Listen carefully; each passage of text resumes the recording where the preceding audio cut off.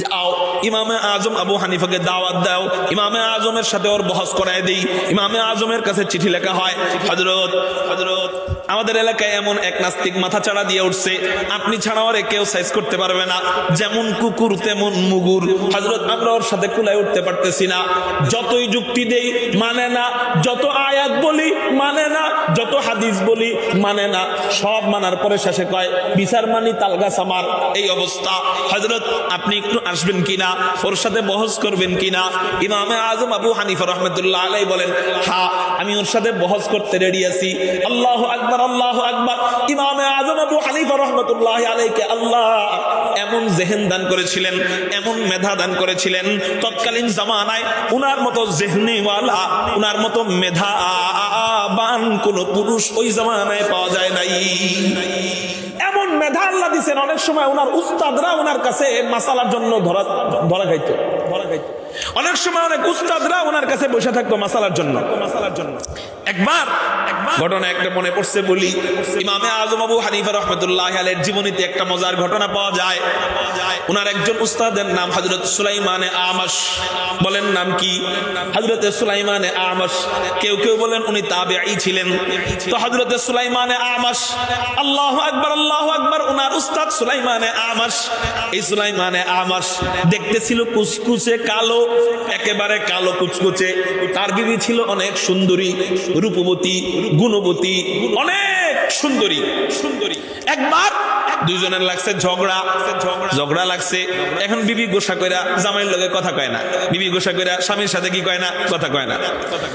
রাগ হয়ে, স্বামীদের রাগ তো একটু বেশি হয়, রাগ হয়ে কয় তুমি যদি এই যে ফজরের আজান দিবে কিছুক্ষণ পর, রাত্রি গেলে এই ফজরের আজান দিবে, এই ফজরের আজানের আগ পর্যন্ত যদি তুমি আমার সাথে কথা না বলো তাহলে তুমি 3 তালাক।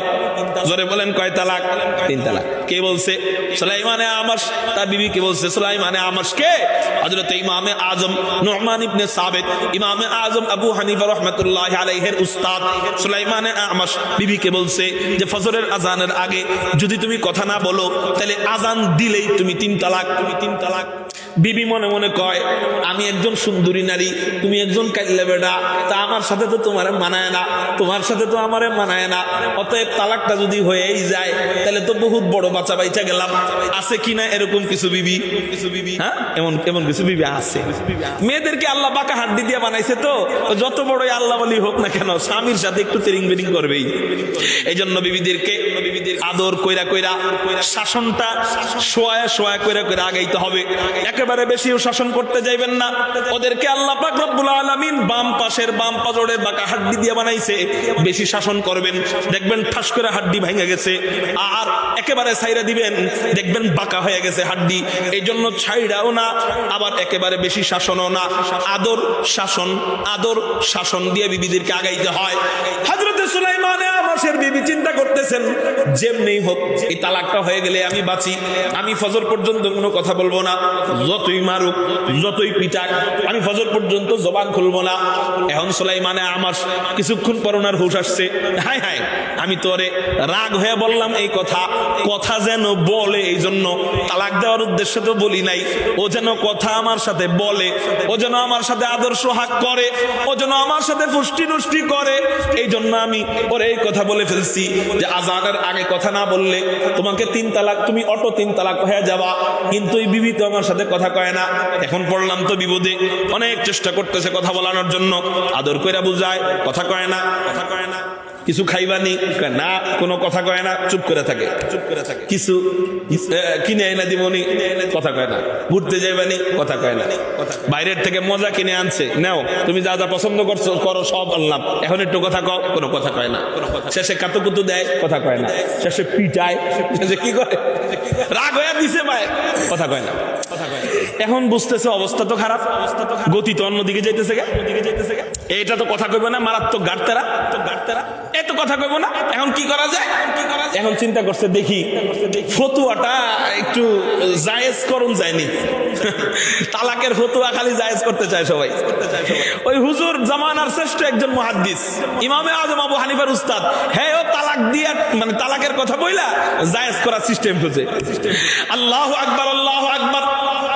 রাত্রে বেলা বের হয়ে গেছে, তৎকালীন জামানার যত বড় বড় বড় ফকিহ ছিলেন, যত বড় বড় মুহাদ্দিস ছিলেন, তাদের দরবারে দরবারে গেছেন, তাদের বাড়ি বাড়ি গেছেন, যাই বলতেছেন ভাই এই বিষয় এখন আমার বিবিকে তো আমি বইলা ফেলছি যে আজানের আগে কথা না বললে তুমি অটো 3 তালাক হয়ে যাইবা, বলো এখন আমার বিবি তো কথা বলতেছে না, এরপরে কোনো সমাধান আছে কিনা? সবার এক উত্তর, না না না, কোনো সমাধান নাই, কথা বলাইতে হবে। আরে কথা বললে আসি কেন তোমার কাছে? কথা তো বলে না, কথা যদি বলতোই তে আসি কেন? আসলামই তো, এছাড়া আর কোনো সমাধান আসেনি। সবাই কয় না, কোনো সমাধান নাই।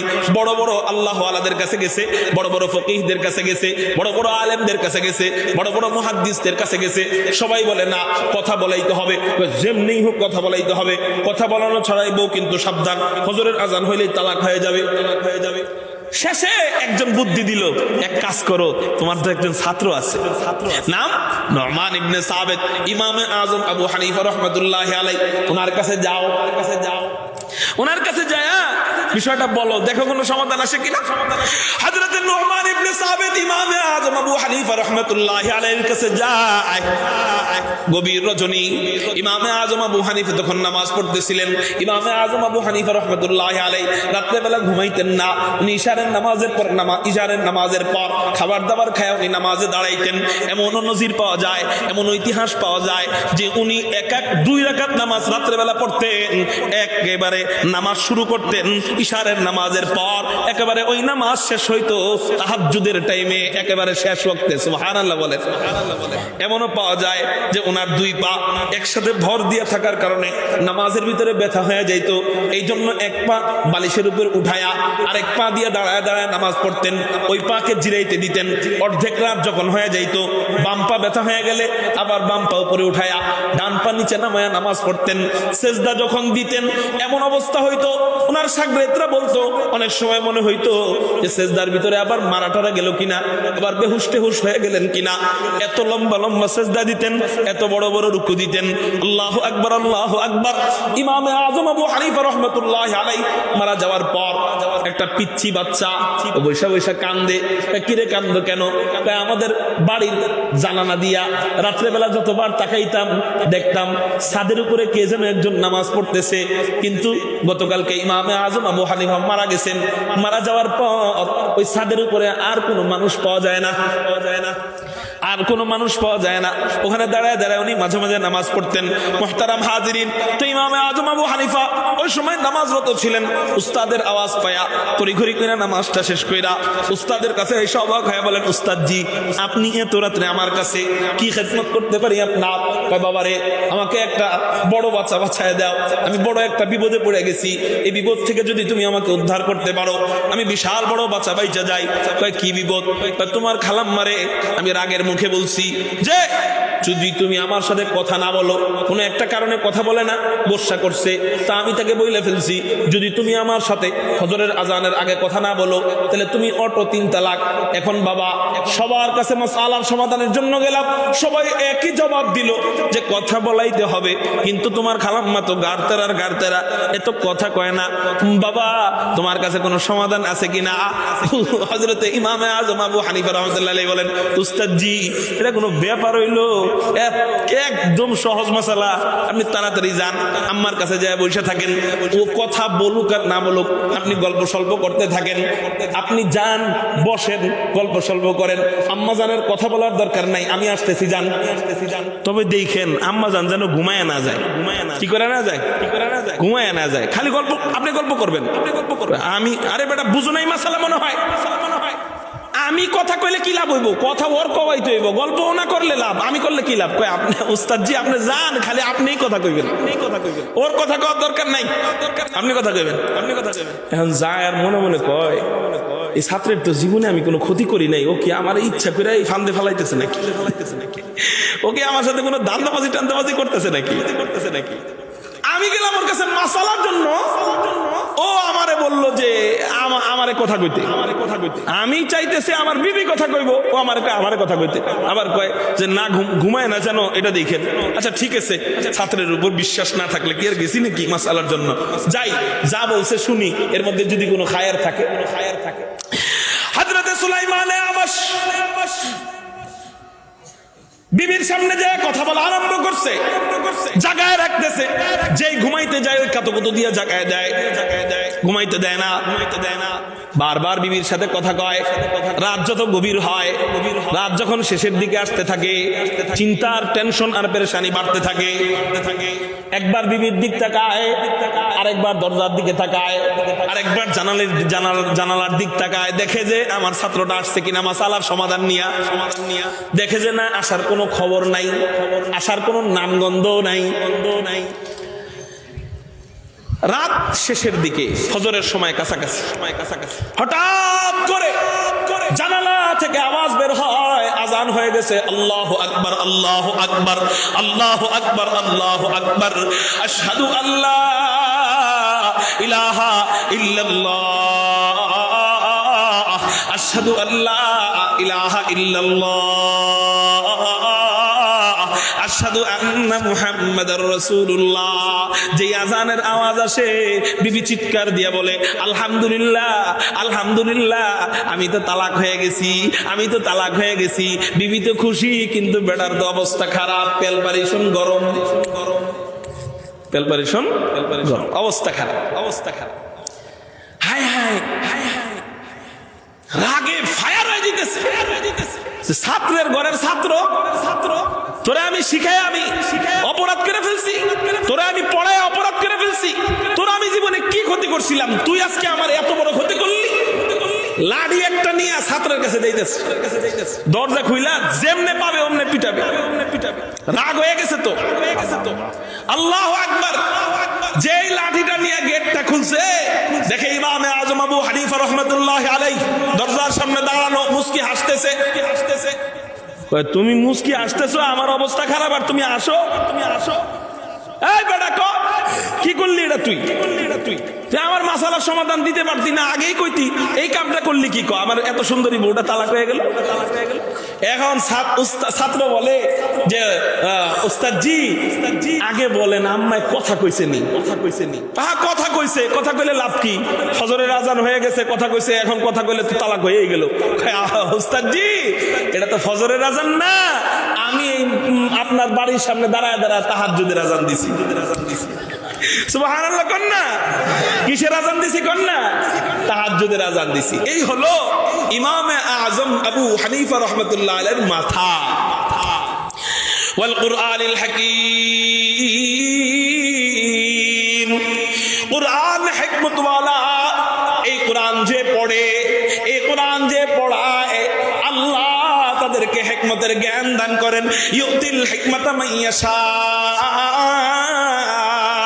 ওয়া মান ইউতাল হিকমাতা ফাকাদ উতিয়া খায়রান কাসীরা। আল্লাহ পাক রব্বুল আলামিন যাদেরকে ইচ্ছা তাদেরকে হিকমতের জ্ঞান দান করেন, হিকমতের ভান্ডার দান করেন। আলহামদুলিল্লাহ, উলামায়ে কেরামরা ছোট্ট সময়ে দেখতে শুনতে বোকাশোকা থাকলেও এরা যখন ইলমে দ্বীন হাসিল করে, এরা যখন কোরআনের জ্ঞান লাভ করে, এরা যখন হাদিসের জ্ঞান লাভ করে, আল্লাহ এদের মাথাটা এমন বানায় দেয় দুনিয়ার কেউ এদেরকে হারাইতে পারে না। বিশ্বাস না হইলে আপনারা অনেক সময় টিভিতে টক শো দেখছেন অথবা মোবাইলে ইউটিউবে টক শো দেখছেন। ওলামায়ে কেরামদের সাথে বড় বড় বুদ্ধিজীবী, বড় বড় গঞ্চোর, বড় বড় টিনচোর, বড় বড় আলুচোর, পাকিস্তানের মুরগি চোর, শাহরিয়ার কবিরদের মতো ব্যক্তিরাও আলেমদের সাথে যখন বহস করতে আসছে, আলেমদের সাথে যখন তর্ক যুদ্ধে আসছে, আল্লাহু আকবার, শিয়ালের মতো লেজ গুটায়া পালাতে বাধ্য হয়েছে। ওলামায়ে কেরামদের সাথে তোমরা গুলি দিয়া পারবা, ওলামায়ে কেরামদের সাথে তোমরা লাঠি দিয়া পারবা, ওলামায়ে কেরামদের সাথে তোমরা মারামারি কইরা পারবা, কিন্তু ওলামায়ে কেরামদের সাথে তোমরা দুইটা জিনিস দিয়া পারবা না। এক নাম্বার, চোখের পানি দিয়া পারবা না। ওলামায়ে কেরাম যখন চোখের পানি ছাড়বে, হা হা হা, ওলামায়ে কেরাম যখন চোখের পানি ছাড়বে, এই চোখের পানিতে 8টা লাকিস নিয়া হেলিকপ্টারে পলায়া ইন্ডিয়া চলে যাবি। ওলামায়ে কেরাম যখন চোখের পানি ছাড়বে, বাপকে বানাইতে চাইছিল জাতির পিতা, ওলামায়ে কেরামের চোখের পানিতে বাপ পোলাপানের কাছে হয়ে গেছে জুতার পিতা। আহারে আহারে, যেখানে বাবার মূর্তি পায় ওখানে পোলাপান জুতা মারে। শুধু জুতার পিতা না, রাগ করবেন না, বোঝানোর জন্য বলতেছি, বাপকে বানাইতে চাইছে জাতির পিতা, ওলামায়ে কেরামের চোখের পানির বরকতে বাপ হয়ে গেছে মুতের পিতা। যেখানে যেখানে পোলাপান ওই বাপের ছবি পায় সেখানে শিশু করে, ঠিক না বেটি? এই জন্য উলামায়ে কেরামদের সাথে 1 নাম্বার চোখের পানি দিয়া পারবেন না, 2 নাম্বার উলামায়ে কেরামদের সাথে বুদ্ধি দিয়া পারবে না।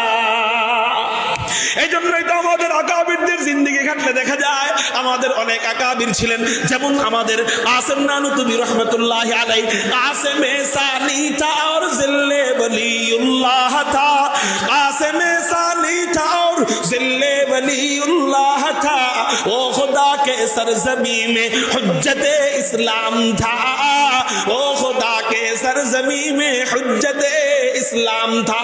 हजरत कासिम नानुतुबी रहमतुल्लाह अलैहि ইংরেজ বিরোধী আন্দোলনের পর 1857 সালে শামিলের সাথে যুদ্ধের পর 3 জনের ব্যাপারে গ্রেফতারের পরোয়ানা জারি হইল।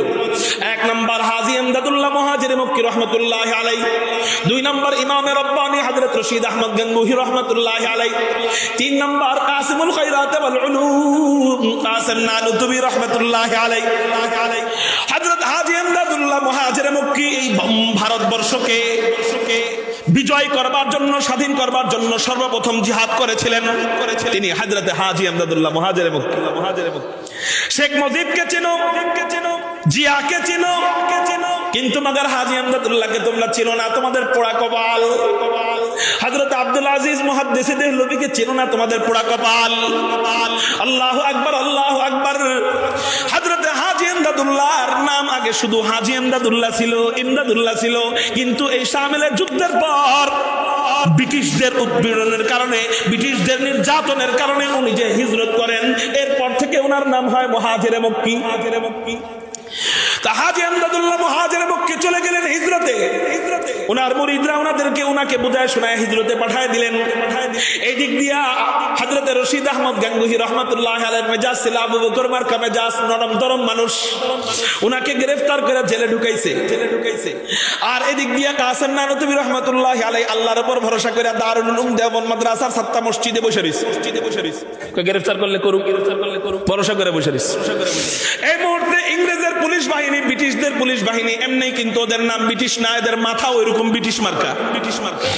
এই ব্রিটিশ বাহিনী আসছে হযরত কাসেম নানুতুবিকে গ্রেফতার করতে। হযরত কাসেম নানুতুবি তখন 7টা মসজিদ ঝাড়ু দিতেছিলেন। দারুল উলুম দেওবন্দ মাদ্রাসা তখনও প্রতিষ্ঠিত হয় নাই। এর 5 বছর পর দারুল উলুম দেওবন্দ প্রতিষ্ঠিত হয়েছিল। তখন 7টা মসজিদ ঝাড়ু দিতেছিলেন। ওই ঝাড়ু দেওয়ার সময় হযরত কাসেম নানুতুবিকে গ্রেফতার করতে আসছে ইংরেজের পুলিশরা।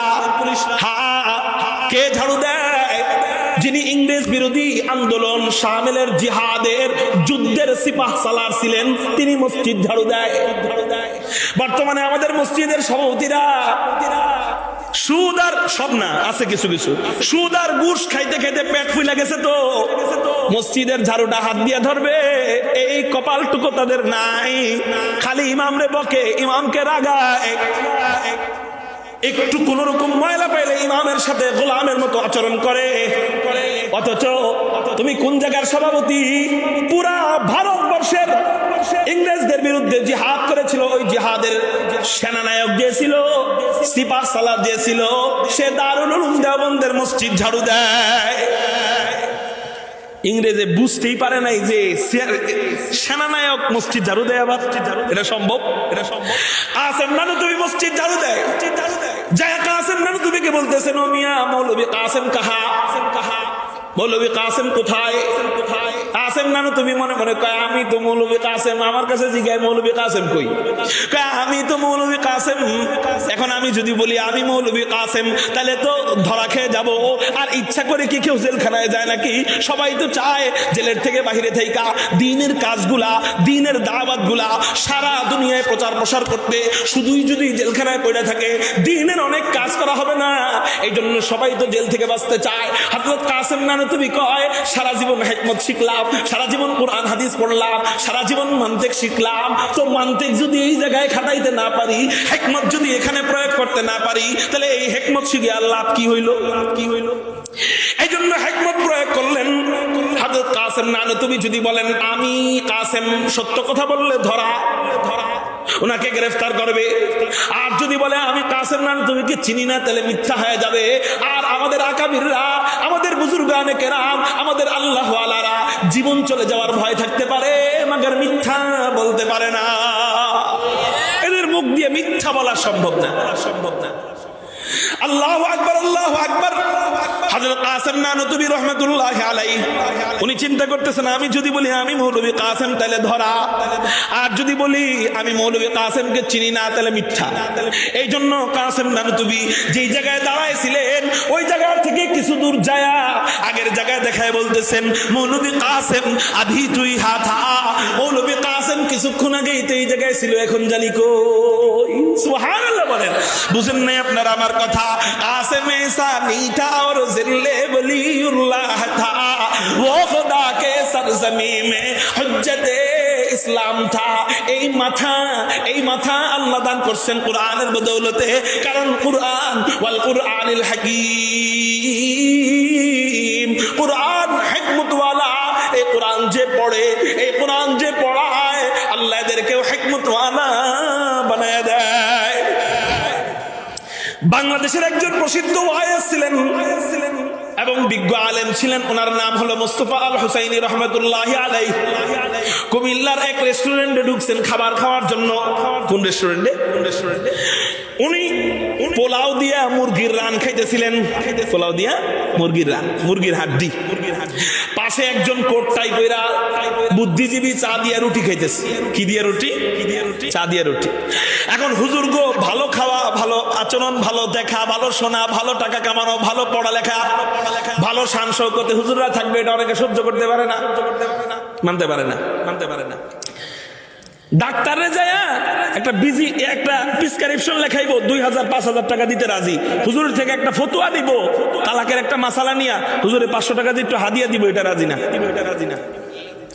হুজুরের এত টাকা হয় কেমনে? হুজুর এত দামি কাপড় পরে কেমনে? হুজুরের আওয়াজ করার পরে এত টাকা হাদিয়া পায়, এরা এত টাকা করে কি? হুজুরের হাতে টাকা গেলে ওই টাকা ইসলামের পক্ষে কাজে লাগে। আপনার কাছে গেলে হয়তো আপনার পোলার লেগে হয়তো জমি কিনা মরে যাবেন, হুজুরের কাছে টাকা গেলেই ওই টাকা হুজুর আরেক হুজুর বানানোর কারখানা তৈরি হবে। তো অনেক বুদ্ধিজীবীরা, নেতারা এটা সহ্য করতে পারে নাই। যারা সহ্য করতে পারে নাই, তাই আহমদ শফি সাহেব এত হেলিকপ্টারে উঠছে কেন? যারা এটা বলছে আল্লাহ তাদেরকে ওই হেলিকপ্টার দিয়ে বিদায় করে দিছে। যাবেরা ঠিক না? ঠিক। কাউরে তো কলা পাতায় শুয়ে রাখে। আল্লাহ আমাদেরকে এর থেকে ইবরত হাসিলের তৌফিক দান করেন। মুহতারাম হাজিরিন, হযরতে মুস্তাফা আল হুসাইনি রাহমাতুল্লাহি আলাইহি মুরগির রান খাইতেছিলেন। হুজুররা আবার হাড্ডিগুলা কটমট করে সব খায়। বড় লোকের ভদ্রতা নাকি অর্ধেক খাওয়া, অর্ধেক খায় আর অর্ধেক রাইখা দেয়। অর্ধেক রাইখা দিলেন কেন? এটা ভদ্রতা, এটা শয়তানের ভদ্রতা। জোরে বলেন, কার ভদ্রতা? তোদের কপালে রিজিক নাই তো, এই জন্যই দেখোস না তোরা কোরআনের জ্ঞান লাভ করস না। এই জন্য আল্লাহ তোদেরকে সবকিছুতে বেবরকতি রাখছে। একটা বিয়া বাড়িতে দাওয়াত দিবেন, বিশাল বড় ডাক্তার, বিশাল বড় ইঞ্জিনিয়ার, গরমের মধ্যে আসবে কোট টাই পরা, গরমের মধ্যে কোট পরা, গজব না রহমত? গজব। আসার পরে চিন্তা করবে, আমি যদি সবার মতো সব চাইটা চুটা খাই, মানুষ মনে করবো মনে হয় আমি জীবনে খাই নাই, এজন্য খাই। এই যে পেটে ক্ষুধা থাকার পরেও সব খায় না, অর্ধেক রেখা দেয়। গজব না রহমত? পেটে খিদা মাগার অর্ধেক রেখা দেয়, গজব। যাওয়ার সময় চিন্তা করে, আমি ইঞ্জিনিয়ার মানুষ, আমি যদি একটু বাড়ায় টাকা পয়সা না দিই বিয়েতে, পরে আবার হিসাব নিকাশে বসলে আমার মানুষ খারাপ বলবে। আচ্ছা 10,000 টাকা দিয়ে যাই। ঠিক না ঠিক? আইলো গজবের সাথে, খাইলো গজবের সাথে, গেলো গজবের সাথে। আর একজন হুজুরের দাওয়াত দেন, আলহামদুলিল্লাহ, পাতলা একটা কাপড় পরা, শান নিয়া পান চাবাইতে বাদশাহী মেজাজে যাইবো। ঠিক না ঠিক? যায়া খাইতে বসবো, মেয়ের বাপ কবে, এই যে আমার আসল মেহমান হাজির, এই যে আমার আসল মেহমান হাজির। হুজুরে কই বসে? এই জায়গায় ওই রোস্ট মুরগির পুরা খানসাটা, পুরা বোলটা হুজুরের সামনে দাও। হুজুরের যে কয় টুকরা মনে চায় হুজুর খাক। গেছে আরামের সাথে, খাইলো আরামের সাথে। চলে যখন যাবে চিন্তা করে বিয়েতে তো সবাই আইসা কম বেশি একটু টাকা পয়সা দিতেছে, আমি হুজুর মানুষ 500 টাকাও যদি না দেই, আমাকে মানুষের সারা জীবন ফকিন্নি কয়, এখন 500 টাকা না দিলেও ফকিন্নি কইবে, কি করবো? আচ্ছা দিয়ে যাই, পকেটে হাত দেয়। মেয়ের বাপ দৌড়ে কয়, হুজুর আস্তাগফিরুল্লাহ, আপনি এটা কি করতেছেন? আপনার এই টাকা খায় আমার মেয়ে শান্তিতে থাকবো? কোনো দরকার নাই, আপনার জন্য আমি 3000 টাকা ভাঁজ করে রাখছি, হুজুর এটা আপনি নেন, আমার মেয়েটার জন্য নামাজের পরে একটু দোয়া করে দিন। ঠিক না? ঠিক। আসলো আরামের সাথে, খাইলেও আরামের সাথে, গেলেও আরামের সাথে। এটার নাম রিজিক। এটার নাম কি? রিজিক। আল্লাহ আমাদেরকে এরকম সম্মানের রিজিক দান করেন। সম্মানের রিজিক এটা। আল্লাহু আকবার। মুহতারাম হাজিরিন, হুজুরদের এই খাওয়া দেখে অনেকে সহ্য করতে পারে না। হযরত মুস্তাফা আল হুসাইনি রাহমাতুল্লাহি আলাইহির পাশে বৈশা চা দিয়ে রুটি খাইতেছে ওই বুদ্ধিজীবী হুজুর রিজিগায়, হুজুর কোন তো দেখি আমাদের এলাকার কুত্তা বিলাই মুরগির হাড্ডি কেমনে চাবায়? হুজুরে খাইতেছে কি? হুজুরে খাইতেছে কি? মুরগির হাড্ডি। কয় হুজুর বলেন তো দেখি আমাদের এলাকার কুত্তা বিলাই মুরগির হাড্ডি কেমনে চাবায়? হুজুর মনে মনে কয়, তুই আমারে বাস দেওয়ার লাগে এই তো কইছস, নে এবার উত্তরটা দিতেছি। ভাই, মুরগির হাড্ডি কুকুর বিলাই কেমনে চাবায় এটা জানেন না আপনি? না জানি না। আজকে শুইনা লন, সারা জীবন মনে থাকবে। আমাদের এলাকার বড় লোকেরা কোট্টাই পয়রা চা দিয়া রুটি যেমনে চাবায়, আমাদের এলাকার কুত্তা বিলাই মুরগির হাড্ডি অমনি চাবা। কথা বোঝেন নাই? খাইছেনি বাস। ওয়াল কুরআনিল হাকীম, কুরআন হিকমত ওয়ালা। এই কোরআন যে পড়বে, এই কোরআন যে পড়াবে, আল্লাহ তাদেরকেও হিকমতওয়ালা বানায় দেয়। ভাই, এই সমস্ত ঘটনাগুলো কেন বলতেছি?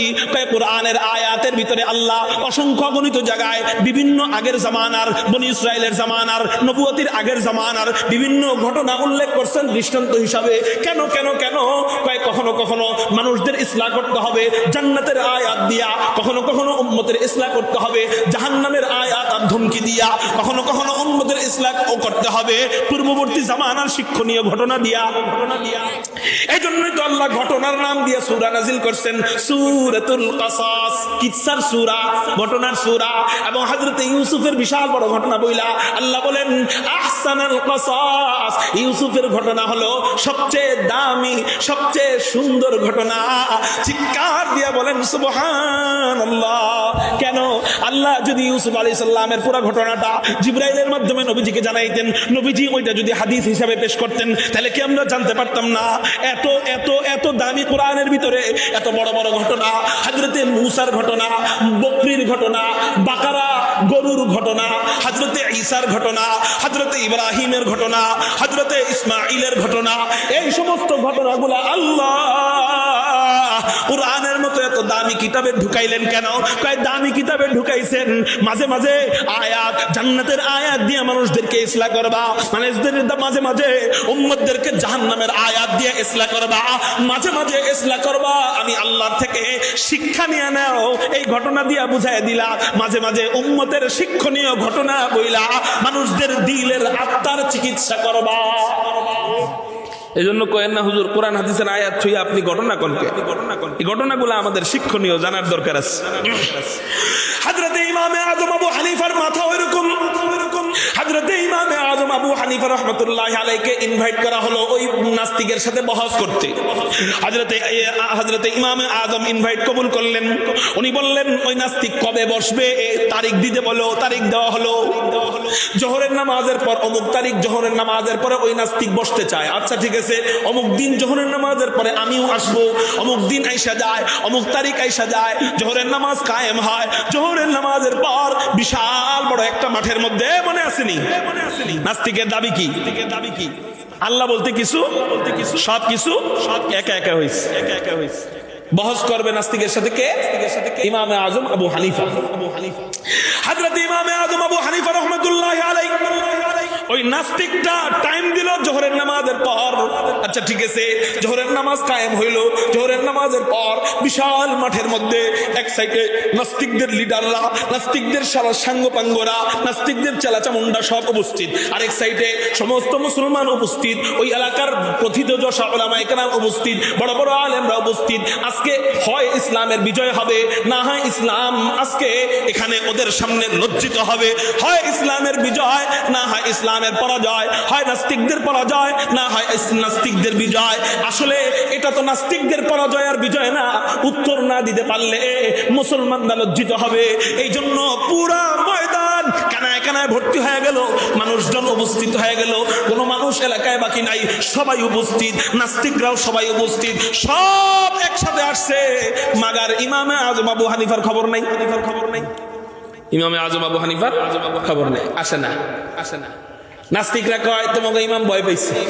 দেখেন না মাঝে মাঝে এই আল্লাহু আকবার, আহলে হাদিসদের সাথে আমাদের বহস হয়। এরপরে মাজারে পূজা করে যারা, এদের সাথে আমাদের মাঝে মাঝে বহস হয়। এরা উপস্থিত হয় না, শুরুতেও হয় না, শেষেও হয় না, পুরোটাই থাকে না। আইসা ওই বট গাছের তলে, বট গাছের নিচে দাঁড়ায়া এরপর লাইভ দেয় যে আমরা বিজয়ী হয়েছি, অথচ আমার কাছে আসে না। ঠিক না? ঠিক। এই জন্য অনেকের নাম বট গাছিও বানায় দিছিল কেউ কেউ। যাক, ওইদিকে যাব না। মুহতারাম হাজিরিন, যে আসে না, না আসাটাই প্রমাণ করে যে তারা হেরে গেছে। ঠিক না? ঠিক। হযরত ইমামে আজম আবু হানিফা রাহমাতুল্লাহি আলাইহি আসে নাই, এটা প্রমাণ করে যে ইমামে আজম আবু হানিফা হেরে গেছে। ওরা তো চিল্লানো আরম্ভ করছে, আমরা জিতে গেছি, আমরা জিতে গেছি। সবাই বলতেছে একটু অপেক্ষা করো, রাস্তাঘাটে কোনো সমস্যা থাকতে পারে, ওনার বাড়ি যেহেতু এই জায়গার থেকে দূরে, আসবে, একটু অপেক্ষা করো, সময় মতো চলে আসবে।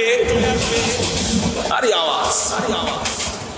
হযরত ইমামে আজম আবু হানিফা রাহমাতুল্লাহি আলাইহির অপেক্ষায় চাতক পাখির মতো পুরো ময়দান তাকায় রইছে। আসরের নামাজের টাইম হয়ে গেছে, খবর নাই। তাহলে দেখি আসরের নামাজের পরে আসবে, বসো। আসরের নামাজ হয়, নামাজের পরেও খবর নেই। মাগরিবের টাইম হয়ে গেছে। ওরা বলতেছে এবার তো অন্তত আমাদেরকে বিজয় বলে ঘোষণা দাও। মুসলমানদেরকে বলতেছে, মুসলমানদের সবার চেহারার মধ্যে পেরেশানির ছাপ, যে আজকে কি ইমামে আজম আবু হানিফা আমাদের সাথে কোনো দুষ্টামি করলেন কিনা, কেন আসতেছে না, কি কারণে আসতেছে না। না আসতে পারলে আগে বলবে।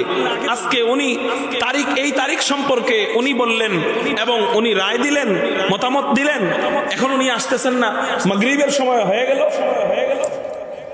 সব মুসলমানদের মন যখন খারাপ, হঠাৎ করে দেখে মজলিস ভেঙে যাবে এই মুহূর্তে, ইমামে আজম আবু হানিফা দূর থেকে দৌড়ে দৌড়ে মজলিসের দিকে আগায় আসতেছে।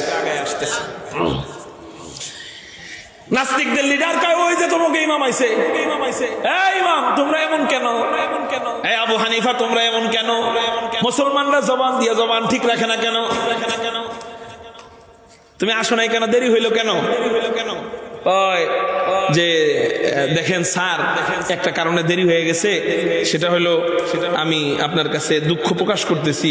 সেটা হইলো যে আমি আমার বাড়ি থেকে যখন রওনা দিছি, মাঝখানে একটা নদী আছে। কি আছে? কারণ নদী। তো ওই নদীর কোনো নৌকাও নাই, কোনো মাঝিও নাই যে আমাকে একটু নদীটা পার করায় দিবে, নদীটা পার করায় দিবে। তো এই কারণে আস্তে আস্তে দেরি লেগে গেল। কয় মাঝিও নাই, নৌকাও নাই, পার হইলা কেমনে? পার হইছে কেমনে শুনবেন? কয় হ্যাঁ শুনবো। আমি দেখি যে নদীর ওই পারে বিশাল বড় একটা গাছ, এই গাছটা একা একা ফাইটা গেছে। একা একা ফাটার পর আমি দেখলাম ওই গাছ থেকে যে কাঠগুলা বের হয়েছে, ওই কাঠ একা একা নৌকা হয়ে গেল।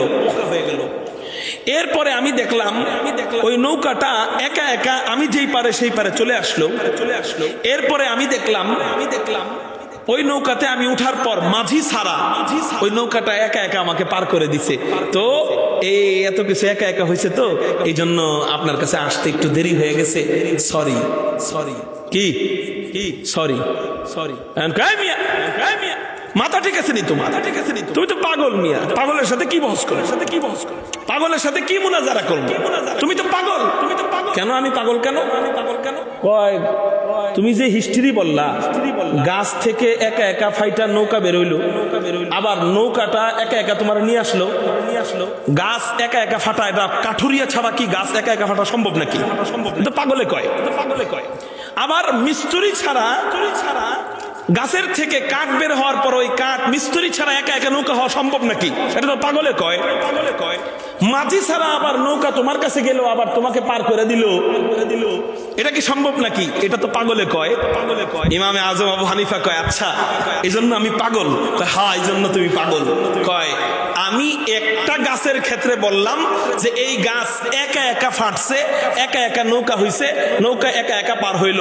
একটা গাছের ক্ষেত্রে একা একা হইছে এই কথা বলার কারণে যদি আমি পাগল হই, তোমাদের দাবি হলো পুরা এক গাছ না, পুরা দুনিয়ার সব মাখলুকই নাকি একা একা হইছে। এবার কও বড় পাগল কে? বড় পাগল বড়, আমার চেয়ে বড় পাগল হইল তোমরা। সুবহানাল্লাহ বলেন না? পুরা সদল বলে ওই নাস্তিকরা কালেমা পড়ে মুসলমান হয়ে গেল। মুহতারাম হাজিরিন, এই জন্য নবীজি বলেন, লা তাতাফাক্কারু ফিল্লাহ তাফাক্কারু ফি খালকিল্লাহ। তোমরা আল্লাহকে নিয়ে গবেষণা করবা, ওই গবেষণার মতো আকল তো আল্লাহ তোমাদেরকে দেয় নাই। আল্লাহকে নিয়ে গবেষণা করবা কি?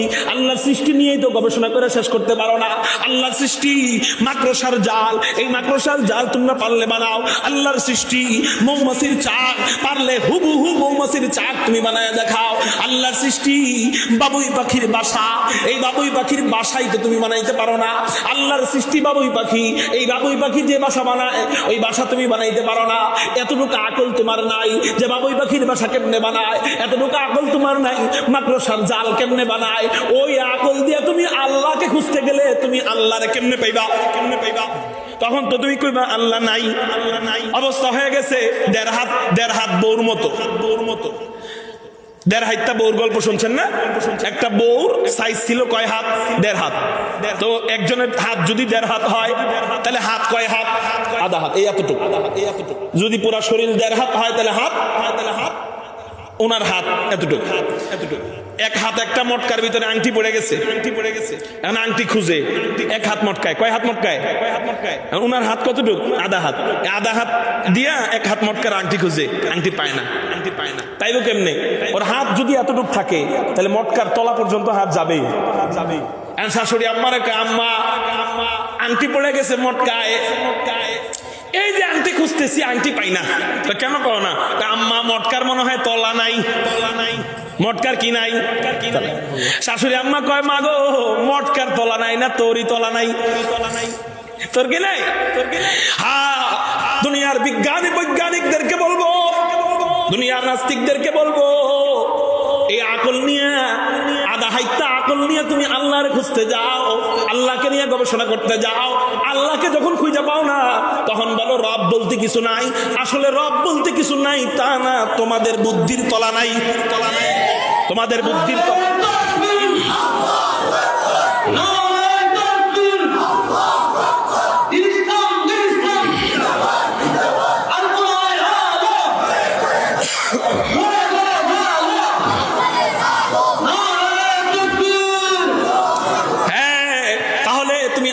কেমনে পাইবা?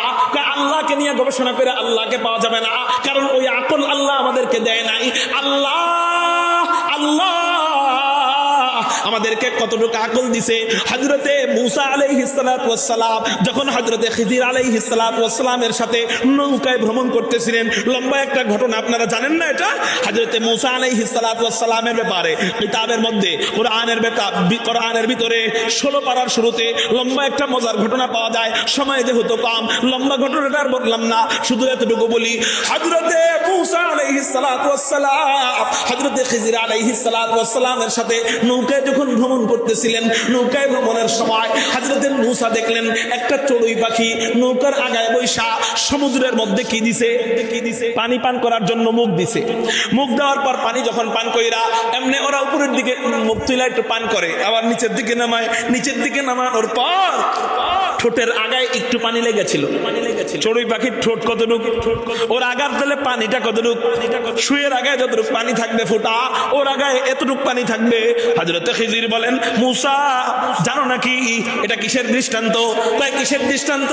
কয় এই যে সমুদ্র দেখতেছো, এই সমুদ্রের চেয়েও বেশি জ্ঞান আল্লাহর কাছে জমা আছে, এই সমুদ্রের চেয়েও বেশি আকল আল্লাহর কাছে জমা আছে। আর এই পুরা সমুদ্রের থেকে যতটুক পানিটা চড়ুই পাখির আগায় লেগে রয়েছে, এই এতটুক পানির পরিমাণ ইলম, জ্ঞান, আকল আল্লাহ পুরা দুনিয়াবাসীর মাঝে ভাগ করে দিছে। তা এতটুকু আকল দিয়ে তুমি আল্লাহকে পাইবা। কয় তাহলে হুজুর আল্লাহকে পাবো কেমনে? আল্লাহকে নিয়ে গবেষণা করা যেহেতু নিষেধ, তাহলে আল্লাহকে পাবো কেমনে? নবীজি বলেন, তাফাক্কারু ফি খালকিল্লাহ, আল্লাহর সৃষ্টি নিয়ে গবেষণা করো। আল্লাহ প্রত্যেকটা সৃষ্টির মাঝে তুমি স্রষ্টার পরিচয় খুঁজে পাইবা। সৃষ্টির মাঝেই স্রষ্টার পরিচয় মিলে যাবে। কত সৃষ্টি বলবো? আসমান নিয়ে গবেষণা করবা, আল্লাহকে পাওয়া যাইবা। জমিন নিয়ে গবেষণা করবা, আল্লাহকে পাওয়া যাইবা। নদী নালা নিয়ে গবেষণা করবা, আল্লাহকে পাওয়া যাইবা। হ্যাঁ, গাছ নিয়ে গবেষণা করবা, আল্লাহকে পাওয়া যাইবা। নাক নিয়ে গবেষণা করবা, আল্লাহকে পাওয়া যাইবা। অক্সিজেন নিয়ে গবেষণা করবা, আল্লাহকে পাওয়া যাইবা। সূর্য চন্দ্র নিয়ে গবেষণা করবা, আল্লাহকে পাওয়া যাইবা। হুজুর এগুলো তো বড় জিনিস, এগুলো তো দামি জিনিস, এগুলার মধ্যে আল্লাহ পাওয়া যায়, এগুলার মধ্যে আল্লাহর পরিচয় পাওয়া যায়। ঠিক, আমি বলবো শুধু বড় জিনিস না, শুধু উত্তম জিনিস না, নিকৃষ্ট জিনিস নিয়ে গবেষণা করলেও তুমি আল্লাহকে পাইবা। কি বললাম? সবাই বলেন কি বললাম?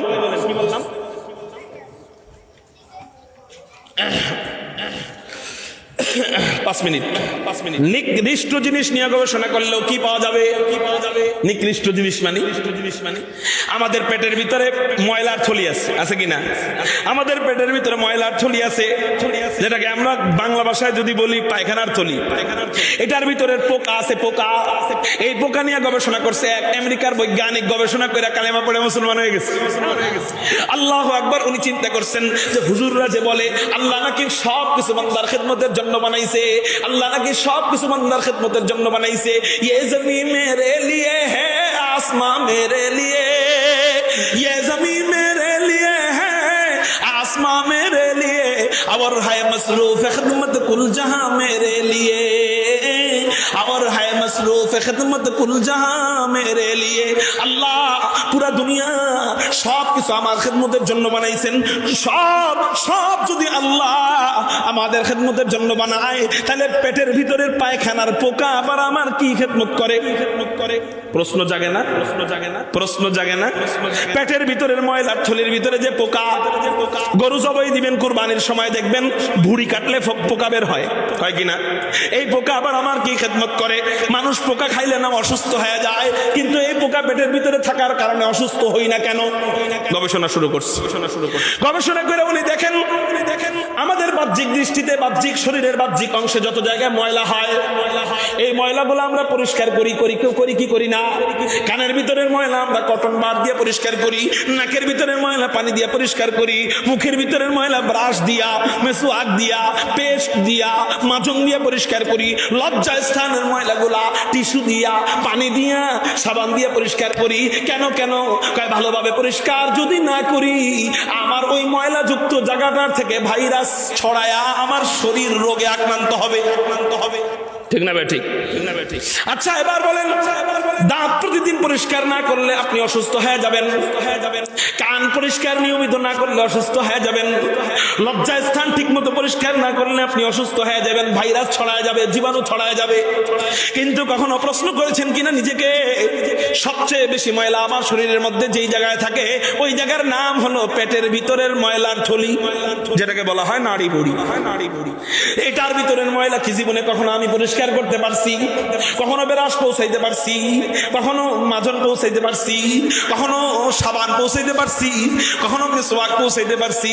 তারপরেও ওই জায়গার পুরাতন ময়লাগুলা, যেগুলা থাকার কারণে, যেগুলা থাকলে ভাইরাসে আক্রান্ত হয়ে যাবে। 80 বছর আপনার বয়স, 80 বছর ধরে এই পেটের ভিতরে ময়লা ছিল কি ছিল না? এই 80 বছর আগের ময়লাগুলাও তো পেটের ভিতরে থাকার কথা। আপনার জন্মের পর থেকে ময়লা যে জমা হয়েছে, সব সময় তো 24 ঘন্টাই তো পেটের ভিতরে ময়লা ছিল।